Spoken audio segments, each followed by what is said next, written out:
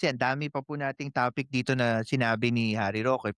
Sa'kin po, kung kay Harry Roque dapat nga matuwa siya, eh, kasi kung siya po ay walang sala, at least masasapubi ko wala siyang sala, 'di ba? Kaysa itanggi niya na wala Exactly, siyang sala, 'di ba po? Kasi at the end of the day, exactly. this is how justice system works. Why yung mga Duterte, even sa The Hague kay, dating pangulo, lagi nila sinasabi there's no due process. Pero ang iniisip ko naman, eh, 'di ba nga court is the best way to get your due process? Walang due process. May time idepensa ni PRRD, ni ni Duterte ang sarili niya. Pero yung mga pinatay, walang due process. They can get the best lawyer in the world, but they have money. What about these poor people?